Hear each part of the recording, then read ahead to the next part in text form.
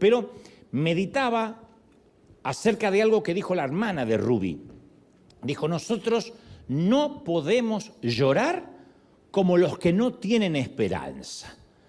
Yo dije, ¿qué frase? Es una frase que encierra un concepto muy profundo. Insisto, nosotros no podemos llorar como aquellos que no tienen esperanza. Ella no dijo que no iba a llorar o que no estaba llorando, y mucho menos que estaba libre del dolor. Ella dijo que sí lloraba, que sí estaba llorando, pero no de la manera que lloran quienes no tienen esperanza de ver a un ser querido otra vez. Los que saben que ese ser querido se terminó, se lo comerán los gusanos, nunca más los vamos a ver y quedará el recuerdo reducido a una fotografía. Los que no tienen esperanza en los funerales se desgarran porque saben que se acabó para siempre el contacto con esa persona. La cosa es que esto nos lleva a una pregunta más profunda. ¿Cómo es entonces que se puede llorar y sufrir a la vez que se tiene esperanza? ¿Existe eso?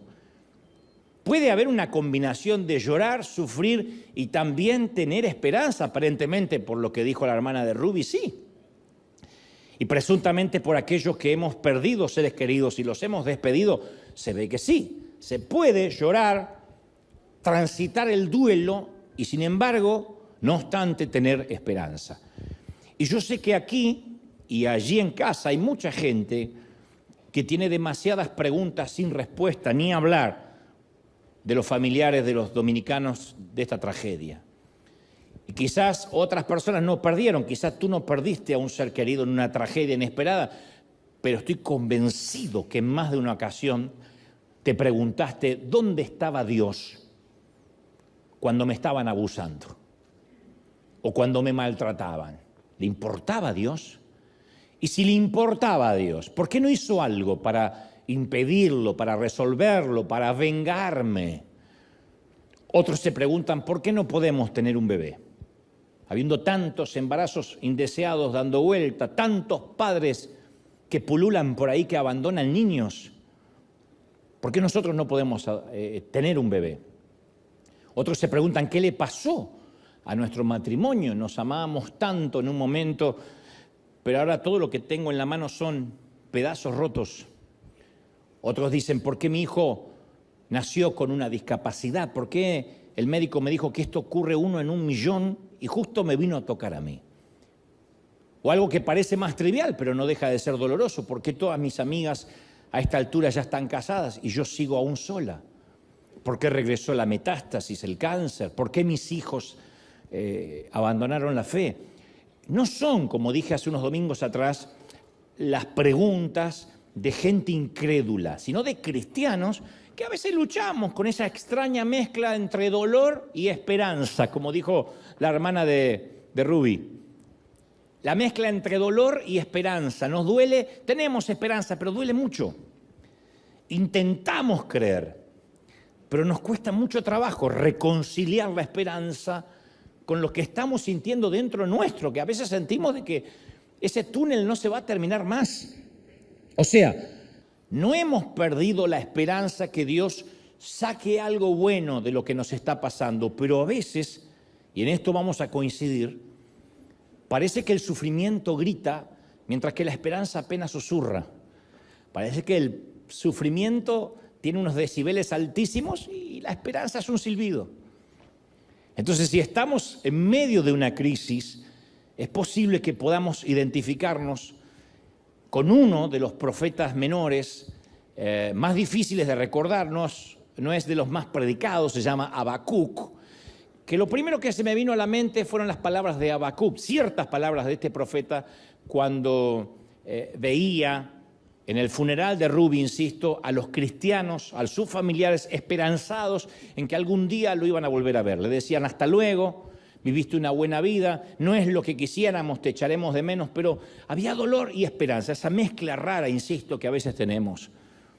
Habacuc significa casualmente luchar y abrazar, que parece una dicotomía, parece que si estás luchando no estás abrazando, pero significa Habacuc luchar y abrazar, o en otras palabras, el hombre que lucha y abraza, y te voy a explicar esto en unos momentos. Pero la historia de Habacuc es un profeta, insisto, del Antiguo Testamento, que todo su libro, son 3 capítulos, desarrolla un diálogo entre él y Dios. Habacuc no solo era un profeta, sino cuando uno lee su libro era un hábil poeta. En su libro muestra una gran destreza literaria. Es magnífico leer a Habacuc porque tiene una habilidad excepcional en la escritura y en el arte de la literatura. Es uno de los pocos escritores que da mucho gusto, mucho placer literario leer. Y Habacuc en su libro se pregunta, ¿por qué Dios permite el sufrimiento? En especial él tiene una situación. Dios le revela que los caldeos era una ciudad, una nación pagana, que después devino en Babilonia, iban a ser utilizados para castigar al pueblo de Dios. Para hacerte la historia corta y no aburrirte, Dios dijo, debido a la desobediencia de mi pueblo Israel, yo permitiré que los caldeos los invadan y arrasen con todo. Entonces Habacuc le dice, ¿por qué nos va a pasar eso? ¿No podrías reconsiderarlo? Y Dios le responde a Habacuc y le revela que no solo no lo va a librar de la prueba, sino que debe armarse de valor para afrontarla. Y es en ese preciso momento cuando Habacuc hace una oración a Dios y revela al menos 4 principios espirituales que yo creo que son determinantes para atravesar cualquier prueba de dolor. No tengo la fórmula mágica, no puedo frotar una lámpara y el sufrimiento se te va a ir. Pero hay 4 al menos principios que él deja entrever en su diálogo con Dios, en su plática con el Creador, que muestra cómo atravesar, nos enseña cómo transitar el dolor, el sufrimiento, sin perder la esperanza, insisto. Entonces el primer principio es que Habacuc recuerda quién es su Dios. De hecho se lo recuerda el propio Dios. Dios le dice, tu nación va a ser invadida, van a sufrir. Y él dice, bueno, pero yo voy a recordar lo que tú hiciste, las cosas buenas. Y en Habacuc capítulo 3 versículo 2, él ora diciendo, Señor, yo he sabido de tu fama. Escucha esta oración. Dios le acaba de decir, insisto, que los va a arrasar. Siente mucho dolor el profeta y dice, Señor, yo he sabido de tu fama. De hecho, tiemblo delante de tus obras, Señor. Tus buenas obras, tus milagros. Repítelas, por favor, en nuestros días. Dalas a conocer en nuestro tiempo. Yo sé de tu ira, pero también ten presente tu gran misericordia de la que fuimos testigos. O sea, lo que nos enseña el profeta es atraer a nuestra mente ciertos recuerdos a largo plazo para que eso nos traiga a la memoria que así como Dios estuvo en tu pasado, también puede volver a estar en tu presente. Que como alguna vez no nos dejó, tampoco nos va a dejar. Porque nosotros cambiamos, pero Dios es el mismo, es fiel. Ayer, hoy y para siempre. ¿No es maravilloso?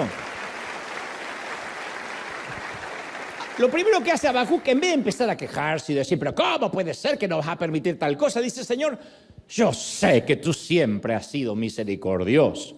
Le muestra los antecedentes a Dios, se los recuerda, le muestra la jurisprudencia. Le dice, mira, tú siempre has sido, está bien, te airas, pero tu misericordia es muy grande, ¿no? Yo creo que ni un papá se resiste a que un hijo le diga eso. Si le dices a un hijo, te voy a castigar, y tu hijo te dice, mamá, pero tú eres muy buena. ¡Ah!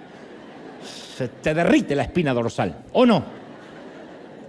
Eso es lo que hace Habacuc. Yo hace poco estaba intentando entrar en línea a mi banco, online, y por alguna razón me equivoqué la contraseña 2 veces seguidas porque estaba pensando en otra cosa, lo quise hacer rápido y por consecuencia lo que suele pasar es que el sitio se bloqueó. Y entonces para verificar mi identidad, para que el banco pudiera verificar que yo no era un hacker, me pidieron no solo los últimos 4 números de mi seguro social, sino también cuál era su cantante favorito durante la infancia. Se ve que yo lo puse el día que abrí la cuenta. ¿Cuál fue el primer libro que leyó en su infancia y el nombre de su primera mascota? Obviamente me acordaba de los 3 y por razones obvias no te voy a decir cuáles son. Por si algún día quieres hackear la cuenta, pero me acordé. Y me sorprendió que puedo recordar esas cosas, aunque se remontan a más de 50 años atrás, especialmente la mascota. O sea, me asombra cómo funciona la mente humana, sobre todo la capacidad para registrar y clasificar datos y recuerdos. Porque no es que yo me levanto a la mañana y suspiro el nombre de mi mascota. Pero cuando me lo pregunta el banco, yo me acordaba. Entonces, tenemos varios tipos de memoria. La memoria sensorial, que es la primera fase en el proceso cognitivo de almacenamiento de información. La memoria episódica, que tiene que ver con experiencias específicas, con anécdotas. La memoria semántica, que son conocimientos generales, que a lo mejor aprendimos en la escuela, quién era Bolívar, quién era San Martín. La memoria procedimental, que es la responsable de las habilidades, de los hábitos que realizamos de manera automática, como andar en bicicleta, caminar, conducir un auto. La memoria implícita, que no requiere una recuperación consciente de la información, lo hacemos también automáticamente, pero son menos complejas, como tender la cama, lavarse los dientes, vestirse. Pero para no aburrirlos, básicamente, todo está contenido, todas esas memorias englobadas en una memoria a corto plazo y una memoria a largo plazo. Y en esencia hay dos cosas que distinguen entre sí a estos dos tipos de memoria. La primera es la importancia que le atribuimos a aquello que estamos recordando. La segunda es la frecuencia con lo que lo recordamos. Entonces es obvio que hay cosas importantes que se encuentran grabadas en algún lugar de nuestra memoria a largo plazo. Ahí están en el disco rígido, en un archivo. En cambio hay cosas sin importancia que solo mantenemos un registro en la superficie del disco rígido. Son los detalles irrelevantes, futiles, insustanciales, que tienen fecha de expiración.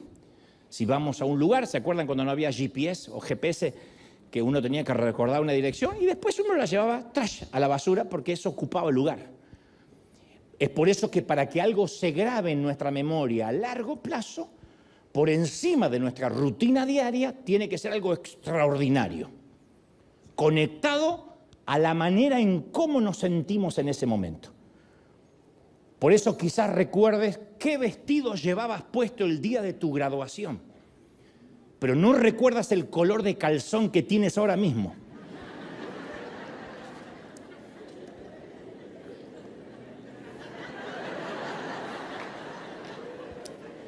Y yo te puedo decir, ¿cómo te recuerdas el vestido con el que te casaste o el de la graduación y no recuerdas la ropa que tenías ayer o el calzón que tienes ahora? Porque esto es irrelevante. No te sentiste especial con ese calzón. Espero. O eso explica por qué recuerdas qué escribió tu hija en la última tarjeta del Día del Padre, pero no recuerdas qué había ayer en tu correspondencia. Tiene que ver con cómo nos hace sentir un episodio. O recuerdas con dolor la temporada de diálisis que pasaste en el hospital, pero no recuerdas la última vez que tuviste un resfriado. Entonces, recordamos aquello que de alguna manera dejó una huella o traemos con frecuencia a nuestra memoria porque lo contamos. Uno no anda contando el último resfriado, pero sí contamos aquella vez que el médico se extrañó porque, no sé, teníamos diabetes o había un lunar extraño y dijo es mejor investigar de qué se trata. Entonces los científicos nos dicen que una de las formas más poderosas en que podemos recordar los sucesos del pasado es por lo que ellos llaman la memoria sensitiva, cómo nos sentimos. Es más, yo leía que sugieren que es probable que los olores sean los recuerdos más sensitivos, más poderosos de todos. Los aromas. Sientes el aroma a pastel recién horneado o a salsa y de inmediato te retrotraes a tu hogar o a la casa de tu abuela. ¿Les pasa, sí o no? En mi caso, si pasa un caballero oliendo Old Spice, instintivamente me doy vuelta pensando que es mi papá. Porque mi papá nació oliendo Old Spice y se murió oliendo Old Spice. Las canciones tienen un efecto similar y pueden llevarnos de vuelta a un lugar y momento específico de nuestra vida. Si tienes más o menos mi edad, es cada vez que escuchas a Stevie Wonder, Whitney Houston, Cyndi Lauper, Bon Jovi o Queen, regresas a los inolvidables e inigualables 80. ¿O no? Y ojo que no dije ni Menudo, Parchís, Magneto, Timbiriche. Lo mío fue más cool. Habacuc comprendía eso. Los israelitas tenían grabadas en sus memorias a largo plazo aquella vez que pudieron oler la sal del Mar Rojo, mientras que recordaban las imágenes de aquellas inmensas paredes de agua que se cerraron tras ellos una vez que ellos pasaron como por tierra seca. Y también venían a su memoria los recuerdos de las canciones que entonaban mientras cruzaban y cuando llegaron al otro lado. Entonces Habacuc comprendía el poder de esta clase de recuerdos. Por eso el Señor decía, y esto se los contarás a tus hijos y a los hijos de tus hijos, porque el poder hablarlo, eso se va grabando no solo en quien lo está escuchando, sino en el educador, en quien lo transmite. La mejor forma de aprender de un maestro es enseñando. Cuando uno tiene que ponerlo en palabras, articularlo, uno aprende también. Uno recibe de lo que está transmitiendo. Entonces, Habacuc sabía que cuando uno repetía frases o hurgaba en la memoria, eso se iba grabando a fuego. Entonces yo me lo imagino a Habacuc diciendo, cuando el Señor le dice, voy a destruirlos, va a haber sufrimiento. Me imagino al profeta diciendo, Dios mío, yo recuerdo lo que hiciste. Yo lo recuerdo. Recuerdo cuando guiabas a tu pueblo por medio del fuego, de la nube, cuando lo alimentabas con pan del cielo. Recuerdo cuando se abrieron las aguas, cuando las atravesamos como por tierra seca. Recuerdo cuando hiciste temblar la tierra y las murallas de Jericó se vinieron abajo. Recuerdo cuando enviaste pestes, plagas contra nuestros enemigos. Dios mío, yo sé lo que puedes hacer, lo recuerdo. Y luego implora, por favor, renueva estos hechos en nuestros días. En esta temporada, renueva esos milagros. Y ese es el primer principio cuando no logramos ver a Dios en el presente. Tenemos que recordar lo que Dios ha hecho por nosotros en el pasado. Él no nos ha dejado. Él no nos ha dejado. ¿Alguien lo cree, sí o no? No nos ha dejado. Y no tiene que ser, pero es que a mí nunca se me abrió un mar rojo. Pero capaz que era un momento en el que estábamos sufriendo y de pronto en la radio empezó a sonar una alabanza que nos dio fuerzas. A mí me ha pasado decenas de veces de estar en el automóvil y poner una alabanza y de repente sale en la radio una canción y era Dios hablándome, sabiendo que la necesitaba. O puede haber sido algo tan sencillo como aquel día que estábamos leyendo la Biblia y un versículo empezó a saltar a nuestros ojos. Y volvíamos para atrás y para adelante y ese versículo otra vez, como el Espíritu Santo diciendo, léelo otra vez, léelo otra vez. O cuando estábamos deprimidos y solos y un amigo nos llamó para decirnos, perdona si esto te parece raro, pero Dios te puso en mi corazón y yo sentí que te debía llamar, pero no para chismear. No para decir, está todo bien, no. Sino para decirte, quiero escucharte o hablemos de cualquier cosa. ¿Qué hacemos cuando estamos en el valle del sufrimiento? Recordar lo que ha hecho Dios. Cuando nos consoló, cuando nos guió.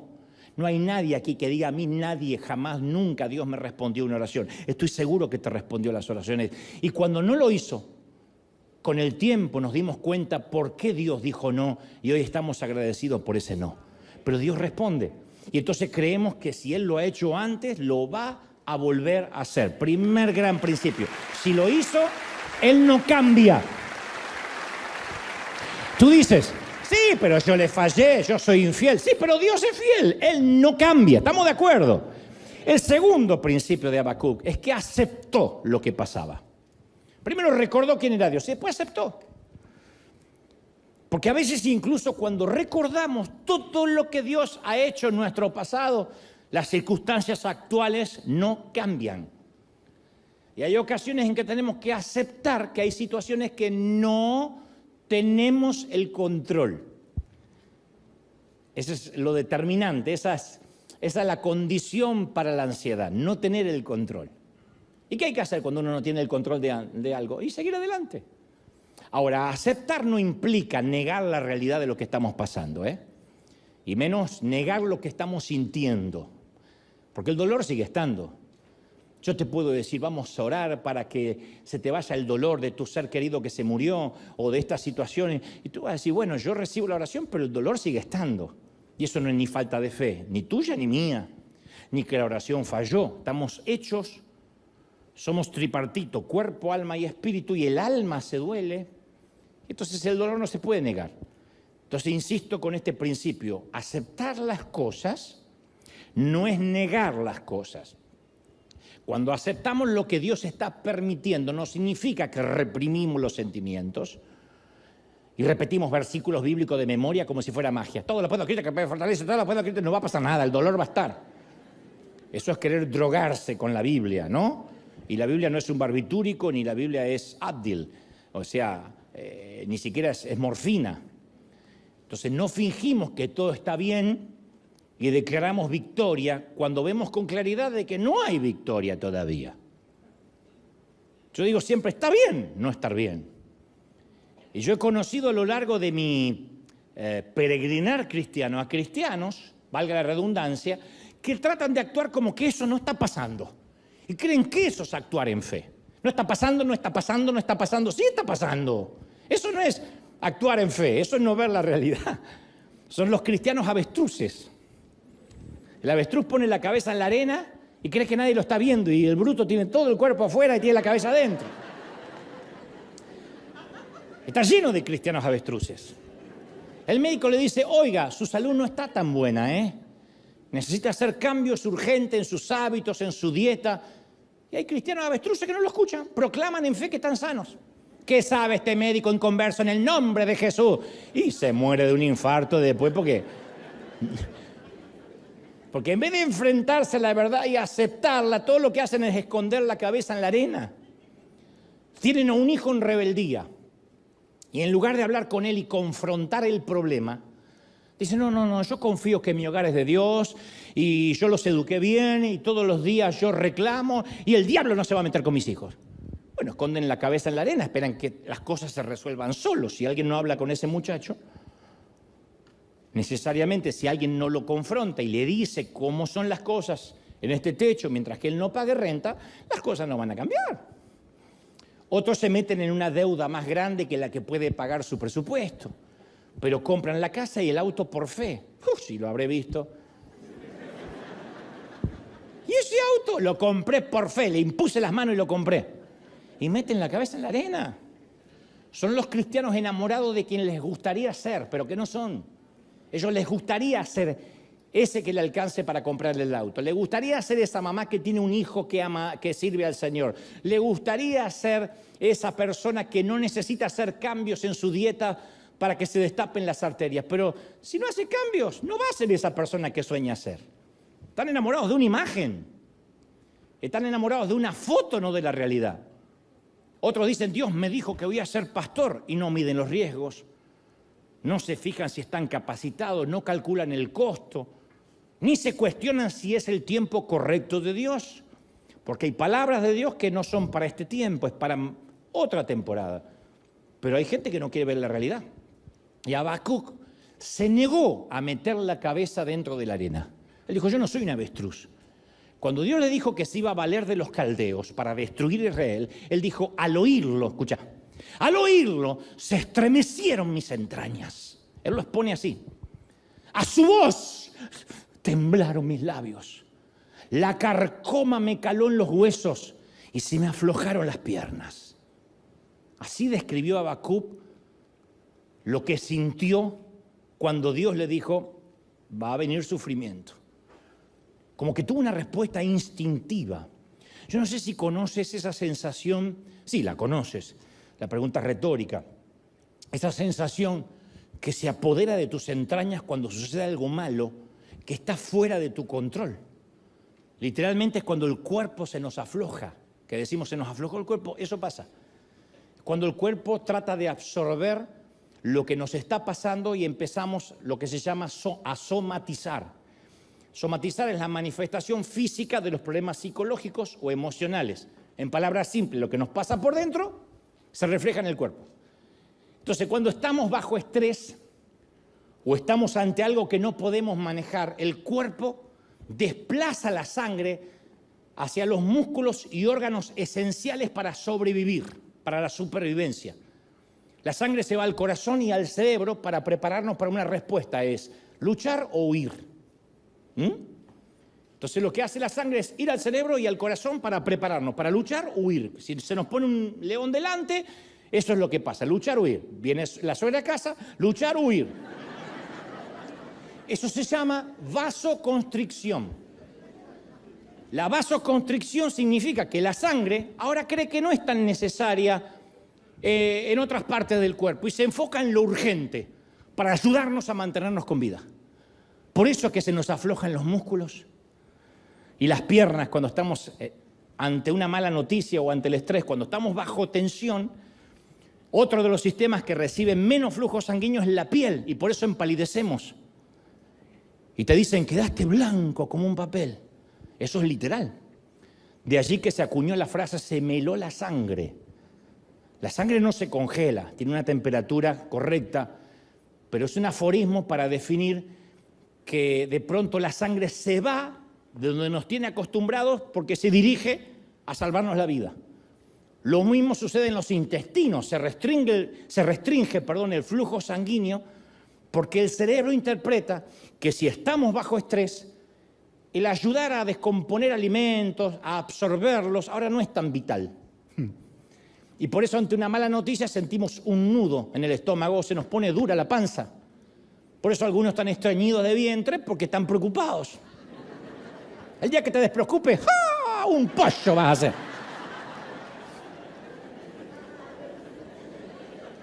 Ahora imagínate que Dios te está diciendo que va a usar al peor enemigo de tu nación para destruir tu hogar, tu casa, tus amigos. A eso es a lo que se enfrentó Habacuc. Entonces no era una licencia poética cuando dijo, se me estremecieron las entrañas. Como tenía una gran riqueza literaria, lo podía poner en palabras, lo podía articular, pero literalmente su cuerpo somatizó. Miró de frente la verdad y dijo, nada de esto me gusta. Y lo que es peor, está fuera de mi control. Pero tengo que confiar en Dios aunque no lo comprenda del todo. Esto no es negación, esto es, damas y caballeros, verdadera fe. No fe en que Dios va a hacer lo que Habacuc quiera, sino fe en la sabiduría y en la soberanía de Dios. Eso es fe. En algún momento va a suceder algo que no nos va a gustar. Eso es la vida. Vive lo suficiente y ocurrirán cosas que no nos van a dar ganas de aplaudir. Tal vez te esté sucediendo algo que no te gusta ahora en este momento. Entonces, nunca olvides esto. Fe no significa que Dios va a hacer lo que nosotros queremos que haga. Fe también significa que Dios sabe lo que hace, por qué lo hace, aunque mi mente limitada no tiene sentido, pero yo confío en que Él está al control. Eso es fe. ¿Me explico? Eso es fe. No se predica mucho de esa fe. Se predica de la fe, confía y ten fe que Dios te dará lo que estás pidiendo, pero no se predica de la fe que a lo mejor Dios no te da lo que estás pidiendo porque Él sabe que no lo estás necesitando ahora y que te va a meter en problemas. También eso es fe. Ten fe en que Dios te va a sanar, pero también tienes que tener fe en que si no te sana, Él sabe por qué. Eso es fe. Y tampoco hay muchos amén. Yo sabía, no importa. Fe no es, Dios va a hacer lo que a mí se me ocurra que tiene que hacer. Fe es, yo quiero esto, pero si Dios piensa lo contrario, yo tengo fe de que Él sabe lo que hace. Él sabe lo que hace. Él lo sabe. Yo no lo entiendo. Mi mente limitada, mis gigas, no alcanzan a comprender por qué. ¿Qué sé yo? Capaz que lo entiendo un día o del otro lado del sol. Pero eso también es fe. Así que, ¿qué hacemos cuando estamos en el valle? Resumen, número 1, recordamos lo que Dios ya ha hecho en el pasado. ¿Estamos hasta ahí? Número 2, aceptamos lo que Dios está haciendo. ¿Y por qué? No sé. No está mal reconocer que no sabemos. ¿Y por qué si Dios es bueno permite que estés bajo tratamiento tantos años? No sé, pero tengo fe de que Él sabe lo que hace. Él sabe que la estoy pasando mal y él sabe que a veces ni me alcanza el presupuesto para afrontar el tratamiento. Y bueno, si no me sana, él sabe lo que hace. Eso es fe. Eso es aceptar, no es negar la realidad, es aceptar con fe. El tercer principio de Habacuc, el tercer principio, es que confió en Dios. Confió en Dios. Habacuc se dio cuenta de que podía decidir qué iba a creer. Uno puede decidir si creer o no. Él podía centrarse en las emociones. Se me conmovieron las entrañas, se me vino un nudo en el estómago, me dieron ganas de vomitar. Podía enfocarse en las circunstancias, nos van a pasar por arriba. O podía confiar de que Dios de alguna manera iba a sacar algo bueno de que los caldeos invadieran su tierra. No sé qué bueno puede salir de eso, pero algo bueno va a sacar. Entonces el profeta en Habacuc 3:16 oró diciendo, insisto, al oír la noticia, se me estremecieron mis entrañas. A su voz temblaron mis labios. Carcoma me caló en los huesos. Se me aflojaron las piernas. Y luego agrega, pero yo espero con paciencia el día en que la calamidad vendrá sobre la nación que nos invade. Espero con paciencia. Y luego agrega esa magnífica prosa que solemos repetir, que solemos cantar, sin siquiera tener idea del contexto en que fue dicho. Él dijo, después de eso, cuando dijo, voy a esperar con paciencia que nos invadan, dijo, y pensándolo bien, aunque la higuera no florezca, aunque no haya fruto en las vides, aunque falte la cosecha del olivo, está diciendo porque el enemigo va a arrasar con todo, y los campos ya no produzcan alimentos, aunque en el aprisco ni siquiera haya ovejas, ni ganado alguno, ni en los establos haya nada, aún así yo me regocijaré en el Señor, me alegraré en mi Dios libertador. ¡Aleluya! ¡Qué lindo!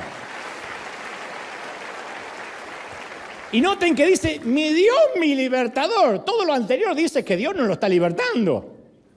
Es como decir, yo tengo cáncer, yo estoy enfermo, pero yo me alegro en mi Dios sanador. No me alcanza para pagar la renta, pero me alegro en mi Dios prosperador o mi Dios sustentador. Claro, aunque después de escuchar la noticia apenas se podía mantener de pie el tipo, con todo decidió alegrarse en el Señor. Yo me alegraré con todo eso malo. Toma, diablo. Me alegraré con todo lo malo. En esencia, decidió confiar en Dios más que en ninguna evidencia concreta, física y palpable que estaba en su contra. Yo voy a confiar en Dios. ¡Qué fe! Entonces, es posible que ahora mismo nos sintamos que los caldeos invadieron y destruyeron el escenario de nuestro corazón y estamos invadidos. Tal vez estamos sufriendo con pérdidas que se produjeron hace años y no las podemos transitar o asumir. Sin embargo, aún en medio de toda esa angustia, si uno decide, que es una decisión, confiar en Dios, a pesar de toda la clase de evidencias que indican lo contrario, algo empieza a pasar. ¿Qué son las evidencias? Que el diagnóstico dice que no estás mejorando, que la diabetes está peor, que vas a necesitar más insulina o que el colesterol está más alto que nunca, que hay unos pólipos que luego de la colonoscopía al médico le preocupan y presume que puede haber algo más. Esa es la evidencia. La evidencia es el papel de la corte de divorcio, la evidencia es la negación de los papeles en migraciones o papeles de adopción. Esa es la evidencia. Habacuc tenía evidencia para enojarse, para abandonar a Dios. Pero en medio del sufrimiento, él elige creer en Dios. Con todo yo me voy a alegrar. No dice solo, y voy a creer, voy a poner cara de resignación y que venga. No, dijo, me voy a alegrar. Confiaré en Dios aunque no comprenda las circunstancias. ¿Ven que se acaban los amenes a esta altura? Yo sabía. Confiaré en Dios aunque las circunstancias no cambien. Y aunque pareciera una frase resignada, Es una frase que implica fe, no es resignación. Habacuc estaba diciendo, yo confío en Dios y que pase lo que tenga que pasar. Que pase lo que tenga que pasar, porque yo confío en Dios. ¡Aleluya! Alguien tiene que decir amén, ¿sí o no? Yo confío, me encanta. Una cosa es, y que pase lo que tenga que pasar. Y otra cosa, que pase lo que tenga que pasar. Yo confío en Dios. Si Dios me sana, aleluya. Si me muero, me voy a cantar del otro lado. Si Dios me prospera, bien. Y si no me prospera, y bueno, amontonarnos todo en una habitación. Otra vez, yo me sé contentar teniendo mucho, teniendo poco. Dios me prospera, asado argentino. Soy pobre, pupusa. Dios... Con todo yo me alegraré en el Señor. O sea, todavía seguimos contando con Dios de nuestro lado. Aunque mi cónyuge me haya dicho hasta que la muerte nos separe, pero no ha estado a la altura de la promesa, con todo yo me regocijaré en mi Señor, mi Dios. Aunque haya educado a mis hijos para que sean temerosos de Dios, pero en este momento están tomando pésimas decisiones, con todo yo confiaré en el Señor, mi Dios. ¿Ve? No es resignación. Aunque haya orado para que mejore la salud de alguien a quien amo y haya empeorado, con todo confiaré en el Señor nuestro Dios. Aunque estemos a punto de perder nuestra casa que tanto nos costó construir o comprar, con todo nosotros nos regocijaremos en el Señor. Mis hijos verán de que papi y mami no dependen, su estadio emocional y su alegría no dependen de una casa. Aunque nuestra economía se haya puesto difícil y Trump se pelee con los chinos, con todo, yo confiaré en el Señor, mi Dios. Porque aunque no crean, hay gente preocupada por los chinos. Ay, es que no van a venir más cosas de China. Y bueno, aprenderás a comprar ropa de marca, qué sé yo.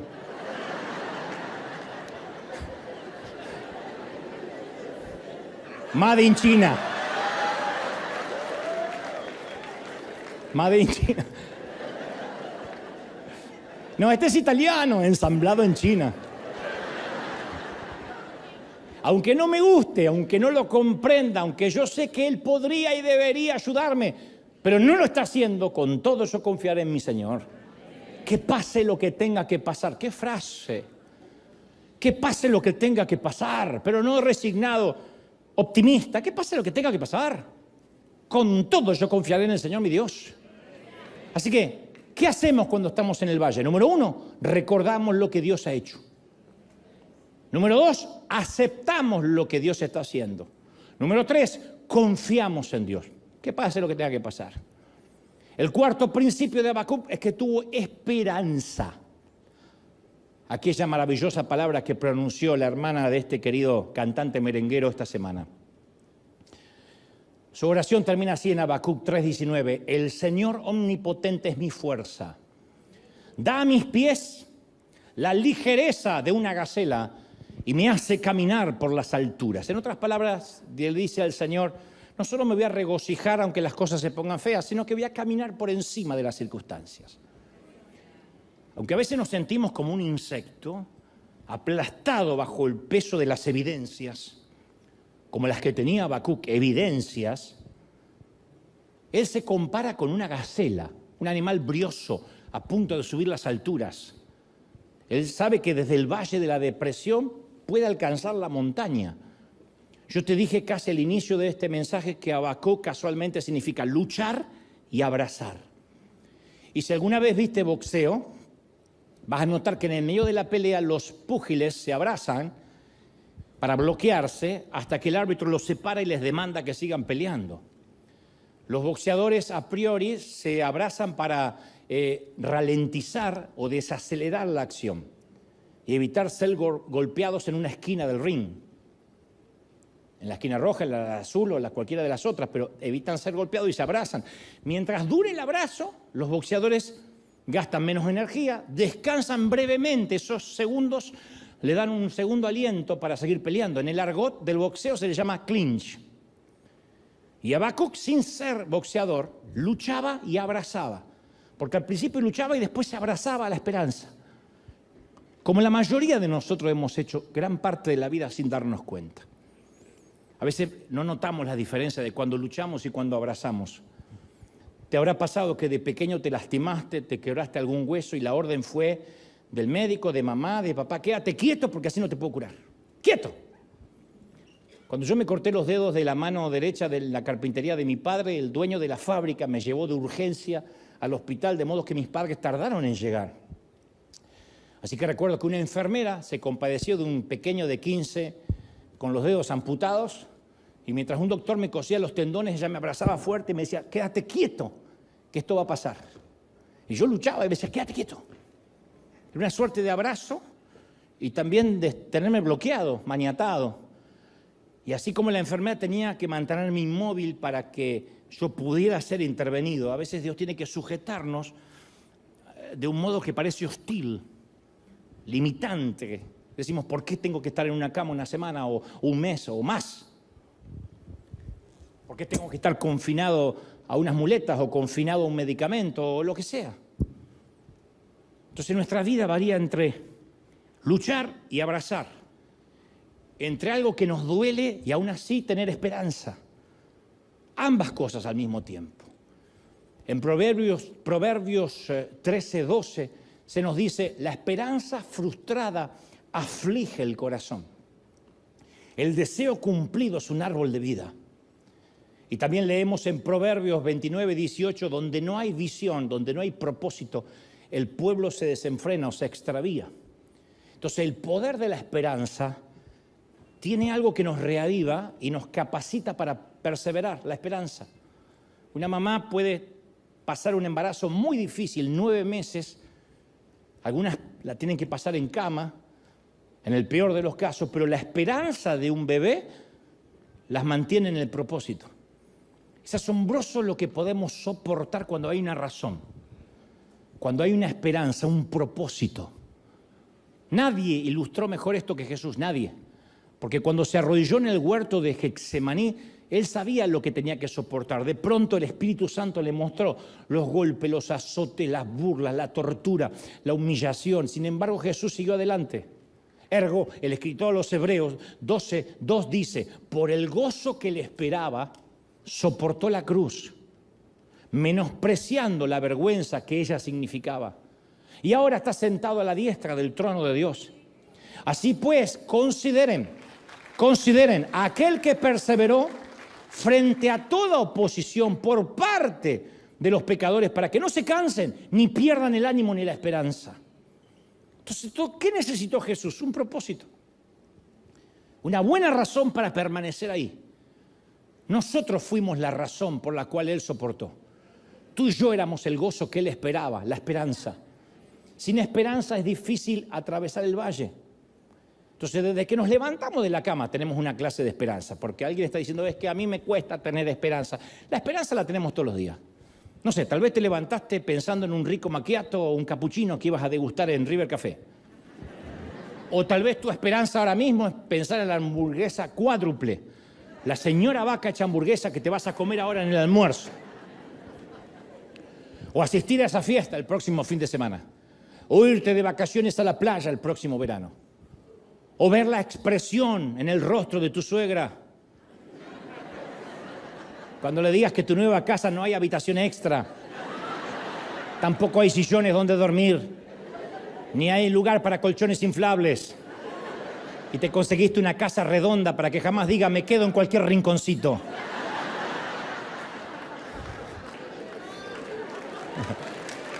Eso es esperanza. No hay nada malo en esperar esas cosas. Pero por lo general las cosas en que fijamos nuestras expectativas son momentos de gratificación a corto plazo. Nos comimos la hamburguesa y ya está, ya pasó. Pasó la fiesta, pasó la boda. ¿Cuánta gente hay que se casa por la noche de boda, por el casamiento? Ay, no, es que yo quiero tantos invitados y las mesas y sueño con este vestido. Y después pasó. Otros están enamorados de la foto de un bebé que ya tengo en la cuna y el baby shower, y no se dan cuenta que después se van todas las amigas del baby shower y te quedas con el bebé hasta que el bebé tenga 42. Entonces las cosas más importantes son las que requieren más tiempo, más allá de las episódicas. Establecer relaciones que duren toda la vida, confiar en alguien, ver crecer a nuestros hijos, hallar un empleo por el cual nos paguen por lo que nos gusta hacer. Claro, las cosas pequeñas nos ayudan a pasar el día, a pasar la semana. Uy, me encanta porque esta semana tengo la graduación. Me encanta porque esta semana me voy a comprar tal cosa. Pero sin embargo, solo la esperanza en el Señor puede ayudarnos en el largo trayecto de la vida. Más allá de la semana, los meses, los años. Pablo le escribe a Roma y en Romanos 5:2 dice, así que nos regocijamos en la esperanza de alcanzar la gloria de Dios. Y no solo en esto, sino que también en nuestros sufrimientos. Porque sabemos que el sufrimiento produce perseverancia. La perseverancia produce entereza de carácter. La entereza de carácter produce esperanza y esa esperanza no nos defrauda. Porque Dios ha derramado su amor en nuestro corazón que ha sido dado por el Espíritu Santo. Entonces, a medida que crecemos espiritualmente, nuestra esperanza empieza a estar puesta en la bondad de Dios y no en las evidencias. No importa el diagnóstico médico. Claro que nos va a hacer alegrar un diagnóstico que diga que estamos sanos a uno que diga que estamos enfermos, pero ¿y si el diagnóstico no cambia y la evidencia no cambia? Aún así, con todo nos arreglaremos en el Señor, pase lo que pase. Entonces aprendemos a no confiar ni en los sentimientos, ni en las circunstancias, sino en las promesas de Dios. Así que, ¿qué hacemos cuando estamos en el valle? Resumen, número 1, recordamos lo que Dios ha hecho en el pasado. Nunca te dejó. Si no, no estarías acá, nunca te dejó. Atravesaste una guerra terrible, una guerra que pudo haberte matado, llamado pandemia. Una guerra bacteriológica y sobreviviste. Número 2, aceptamos lo que Dios está haciendo. No es que nos resignamos, lo aceptamos. Número 3, confiamos en Dios. Y número 4, tenemos esperanza en Dios. Esperanza, abrazamos la esperanza. No sé cómo, pero tenemos esperanza. Entonces yo estoy convencido que el día que lleguemos al cielo, vamos a comprender muchas cosas que aquí no hacen sentido. Porque todas nuestras circunstancias, al verlas desde arriba, desde el cielo, y este era el propósito que escondía. Pero yo de abajo no me daba cuenta. Lo que pasa es que en el cielo vamos por primera vez a leer la vida al revés. El gráfico va a cambiar. Y para que esto nos quede un poco más claro, quiero mostrarte un pequeño poema que creo que nos va a ayudar. Estos versos fueron escritos por un joven de la iglesia llamado, no esta iglesia, sino otra congregación llamado Kyle McCarthy, cuando solo tenía 15 años. Un poema que escribió en un momento de depresión, supongo. Dios no me ama y no me puede obligar a creer que Dios es bueno. Esta es la gran verdad de la vida. Este mundo es producto del azar. ¿Cómo puedo yo creer que Dios va a usar mi vida? Estoy totalmente seguro que Dios me ha abandonado. Nunca más diré que Cristo resucitó de los muertos. Más que nunca ahora sé que este mundo me puede satisfacer. Es mentira que yo diga que Dios siempre ha estado presente. Ahora me doy cuenta que haga lo que haga, lo cierto es que Él no me ama. ¿Cómo puedo suponer que Dios es bueno? Pero si detenemos lo que está diciendo, llegamos al cielo y lo vemos exactamente al rey, lo leemos así, al revés. Dios es bueno. ¿Cómo puedo suponer que Él no me ama? Lo cierto es que haga lo que haga, ahora me doy cuenta que Dios siempre ha estado presente. Es mentira que yo diga que este mundo me puede satisfacer. Más que nunca ahora sé que Cristo resucitó de los muertos. Nunca más diré que Dios me ha abandonado. Estoy totalmente seguro que Dios va a usar mi vida. ¿Cómo puedo yo creer que este mundo es producto del azar? Esta es la gran verdad de la vida. Dios es bueno. No me puedes obligar a creer que Dios no me ama. Es maravilloso. Pero la vida al revés. Esto grafica cómo Dios ve el poema de nuestra vida. Muchas de las cosas por las cuales aquí pasamos funcionan de la misma manera que este poema. Todo lo que vemos es lo que tenemos delante de nosotros y lo leemos desde abajo.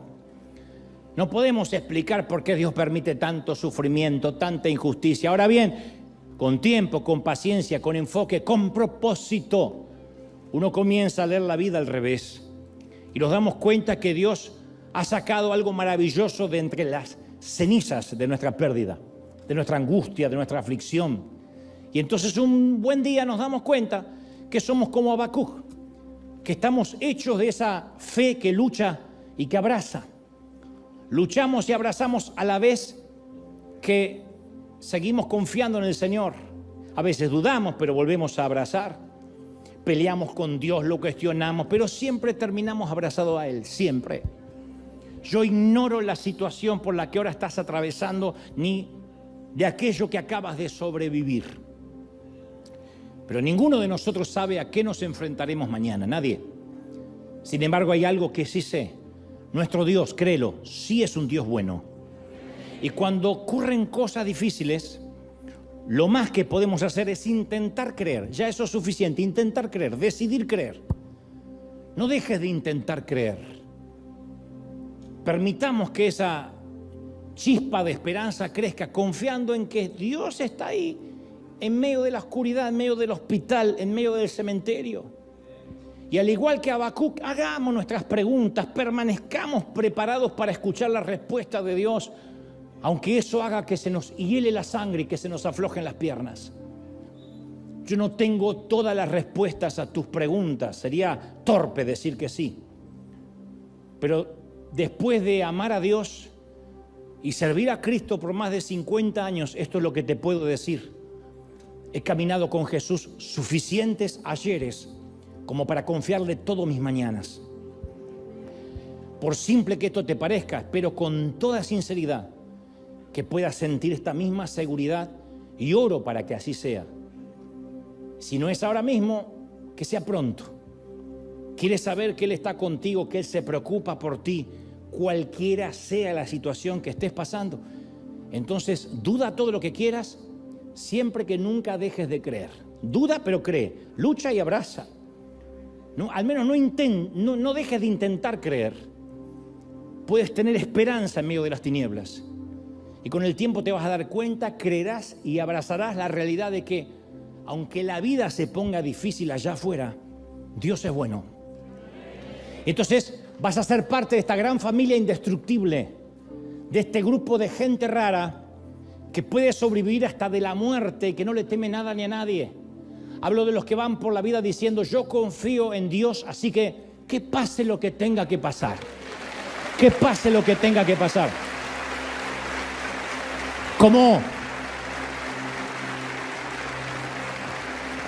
Como supo decir la hermana del querido Rubí Pérez, nosotros no podemos llorar como los que no tienen esperanza. O en palabras de Habacuc, aunque la higuera no florezca, aunque no haya fruto en las vides, aunque falte la cosecha del olivo y los campos no produzcan alimentos, aunque en el aprisco no haya más ovejas, ni ganado alguno en los establos, aún así yo me gozaré en el Señor, me alegraré en Dios mi libertador, con todo me regocijaré, y otra vez, que pase lo que tenga que pasar. Que pase lo que tenga que pasar. Vamos, de pie y dale un aplauso grande al Señor de señores, que ese aplauso se escuche arriba. Que pase lo que tenga que pasar. Bendito eres.